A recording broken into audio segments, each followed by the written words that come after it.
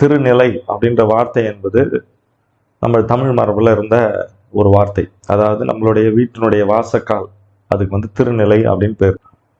ஏன் அப்படின்னா அந்த மிக புனிதமானது அப்படின்னு எந்த சமூகத்தை சேர்ந்தவர்களுக்கும் அது யாருக்கும் அது வந்து மிக முக்கியமானது. நமக்கு திருநிலை அப்படின்றது, திருநிலைன்றது வந்து நம்மளுடைய இல்லம், இல்லம், வசிப்பிடம், வசித்தல், சுவாசித்தல், வசித்தல், இந்த மாதிரி வார்த்தைகள்லாம் பார்த்திங்கன்னா இந்த நிலையிலேருந்து தான் வருது. நாம் வந்து ஏதோ வந்து காலையிலேருந்து சாயந்தரங்களும் ஒர்க் பண்ணுறோம், வீட்டில் வந்து படுத்துக்கிட்டு திருப்பி காலையில் எழுந்திரிச்சு போகிற மாதிரி ஒரு நோக்கம்தான் இந்த நம்ம வீட்டை பற்றிய விஷயங்கள் இருக்குது. நமக்கு மிக பிரதானமாக நம்ம இன்னைக்கு வந்து 3 நிலையில் எல்லாருக்கும் பொதுவான விஷயம் என்னென்னா, உணவு ஃபஸ்ட்டு.